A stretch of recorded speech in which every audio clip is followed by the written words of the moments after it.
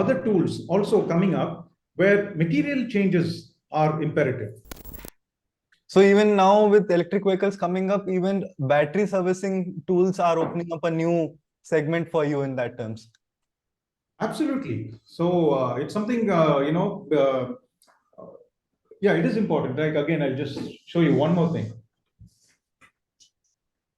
If you look at this, okay, now the batteries are so heavy and it needs to be taken out. So earlier we used to use something similar to this for our gearboxes.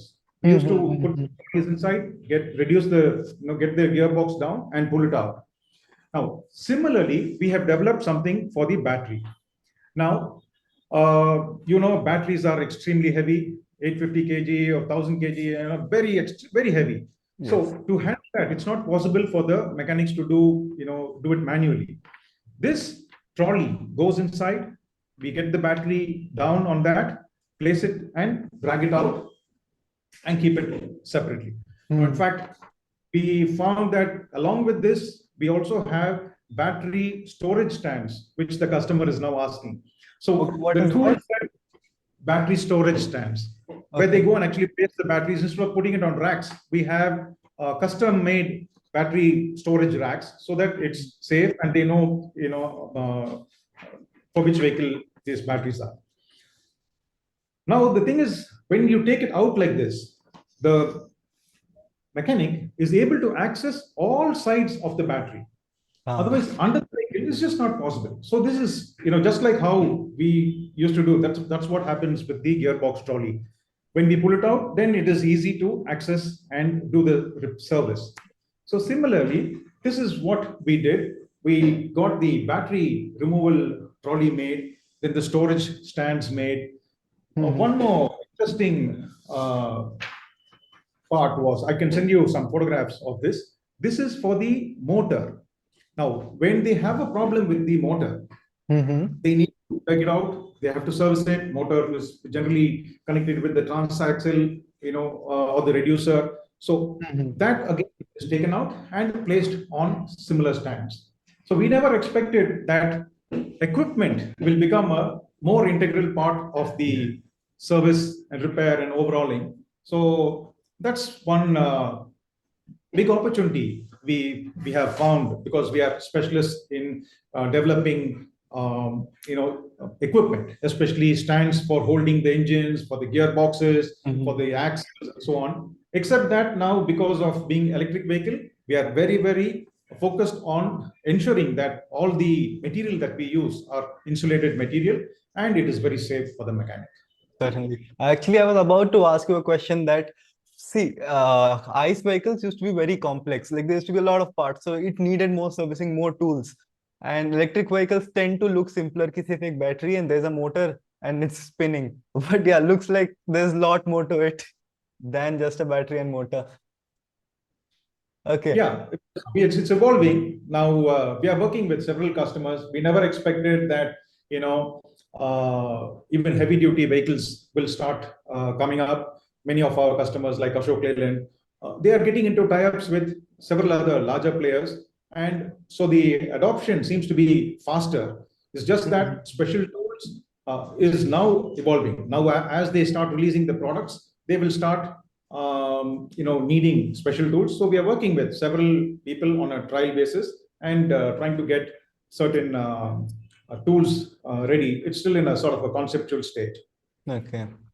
Again, only the motor is changed in an electric vehicle. Okay, the motor, reducer, and those aspects. But otherwise, the vehicle is moving. There is constant wear and tear. And more than that, have all other aggregates. So they have the axles, the steering, the suspension. But those are tools which traditionally we have been developing for years. Now that doesn't change. So when we talk, say, for example, Olystra, we assumed Olystra was a hardcore electric vehicle. So the first time we started working with them, they had huge challenges. So we thought it will all be with regard to electric vehicle, but then we found that their challenges were more with regard to tools for the axles and for the steering, the suspension, and so on. Of course, now we are working with them on the battery related parts. So it's interesting. However, the market or the opportunity, by and large remains same. New opportunities seem to be coming, and we are looking at it like that. Certainly. Also, with the electric industry, EVs coming up, it has opened a gateway for international collaborations. So, how are you positioning yourself to expand internationally or collaborate internationally? Oh, okay. Uh, See, we are blessed. We are very fortunate that we are already working with India's best. Now, all of them, when it comes to EVs, they are all collaborating with the world's best. So, in that way, we automatically get a chance to be interacting or working on products which is of international repute. So, that itself gives us an opportunity to work on, so partnering as such is we stick to our own customers who are working with many more customers.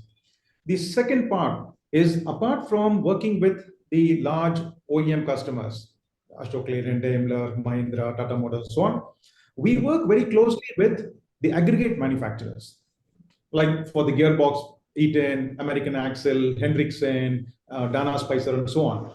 Now, they are also trying to evolve and come into the EV market. So there are many new products that they have started developing to suit the electric vehicle market. Now, that is again very interesting because to them, we are a single source supplier. So all the aggregates, whatever is changing, whatever is needed for electric vehicle, we get opportunities automatically. So our collaborations are more on this part where we work with the aggregate manufacturers because they again supply to the entire world. Apart from this, when I mentioned about single source supplier, I thought I should share with you that right from my dad's time, okay, from the time we started working with Ashok Leyland 35 years almost back, we are a single source supplier to Ashok Leyland. I think that's the biggest and proudest thing that we can do. And as a legacy business, I think this is something which we feel extremely proud. My dad is the founder. He did many things. Now I did my part. Now my son Nandakumar has also come into the business. So we are very happy and very proud that 3 generations are giving the customer exactly what they want. So I just thought I'd share that. So, now moving on to the next question. So, since you are a legacy company, 35 years of legacy you have, so there might have been instances where you might have taken a wrong step, or maybe you might have to alter a few things. So, if you can share some experiences regarding that. Oh yeah, sure. I mean, nobody can get it perfect. If you see, one of those first experiences that we had was that with Daimler, okay, we were initially, the practice was giving tools which were blackened, but subsequently because of pollution and things like that, Daimler asked us to zinc coat all the tools. That was the first time that we were doing it. So zinc coating is typically something like this. Okay. So it, it was difficult. It was new. So we found new suppliers, experimented a lot, and Daimler engineers were very helpful, trying to help us because they also were, going to do it for the first time here. They were doing it outside. We got that somehow. We managed it, and we were able to get the zinc quality, the surface coating, to their expectation. But then we found a new challenge that, see, tools are generally heavy. This is one of my smallest tools. There are tools which are really large. Maybe, we'll share a catalog for you to just see how big tools can be, because we deal with commercial vehicles, very heavy commercial vehicles, then light, medium commercial vehicles, small commercial vehicles, and right up to bikes. Now, what happens is that because of the weight, we not only do machining, subsequently we do an operation called hardening, and then we do this zinc coating and then assembling and so on. We found that because of the heaviness, when they put it into the furnace and all that, there is a lot of touching. So after you do the zinc coating, we found that there were small cut marks, dents, which showed up very clearly, which didn't show up earlier. So addressing those dents, because when any customer wants, when they look at the product, they want to see it perfect. They don't want to see a single dent or a scratch. Hmm. Now, that was a big challenge that we faced initially. Subsequently, we had to learn how to handle our tools very carefully. So contact free, and making sure all our people understand that right from the purchase of the material to the machining to the every single operation, each tool must be handled very, very delicately. And the process needed for the operations or even the hardening has to be different for the different types of tools. So that was one challenge we faced while we did it. But we got that done. The moment we did it, we started supplying to all our customers only zinc coated tools. It was expensive, but we said no, we'll not differentiate, and we started doing supply. Subsequently, our customers were very considerate to give us the right price. I Okay. think the second challenge was, or a mistake. Not a mistake, it's just that we didn't know at that time. Mhm. We were fortunate to be able to supply to Mahindra for the Roxor project. Okay. The Tata, which is launched in India, is called Roxor in North America. Mhm. Now, they first of all wanted it in record time. They wanted to distribute a toolkit for 300 dealerships in North America. Mhm. But then in the last minute, they said, please do an international packaging and send it. We didn't, we were doing normal packing. We used to send it to our customers, and our customers used to send it to their dealerships. But they said, we want it in such a way that you pack it, send it to Mumbai. From Mumbai, we are airlifting it, sending it to North America, and it will be distributed. So Ah, that was a challenge. We didn't know how to do international packaging, but fortunately, Mahindra officials guided us, and some of our suppliers also guided us. So that was the first time we did a packing, complete 300 kits, put it into the vehicles, airlifted it to Mumbai, and it went in 3 or 4 days. It was hmm. distributed to 300 dealerships across North America. So that was again one very successful or learning for us when it comes to such challenges. Since you're asking about challenges, so this was something which I thought I'll share But with you've you. always been a learner. If you can't do it, you learn it and then you do it. I think not me. I think every business has to do that. Not only every business, first of all, the culture should have learning and development integrated in the business. Otherwise, the business will not grow.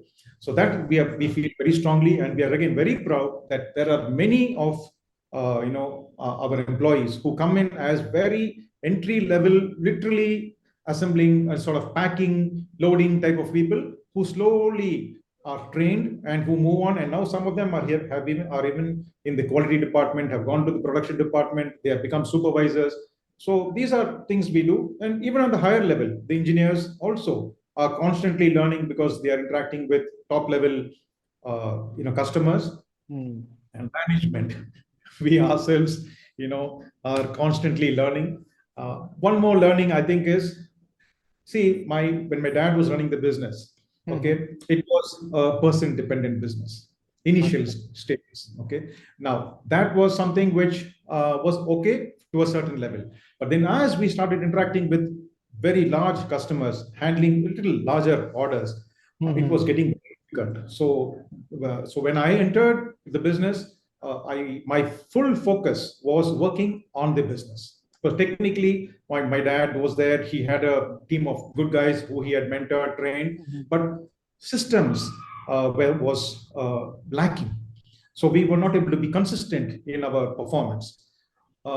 So the big thing that we did was we identified that processes and systems were not in place, and we actually got consultants to come and work with us, and we went in for our ISO certification. Now, that ISO certification was very important. Today, all our systems and processes are good enough. We are still improving every week, every month. We find opportunities to improve. So when the attitude to learn is there, you always have opportunities to improve, even if it's 1% at a time. True, true. So finally, what is that one message that you would like to give to young entrepreneurs? that you have learned throughout your journey?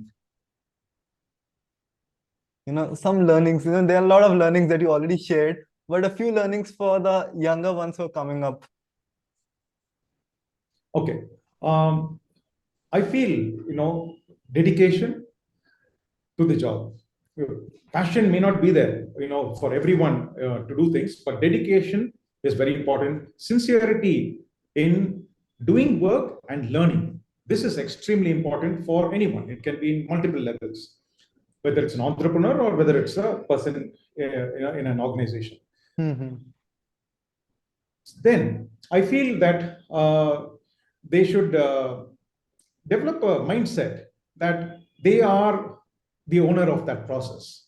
They are, like a CEO of that particular department. So that itself will make all the difference.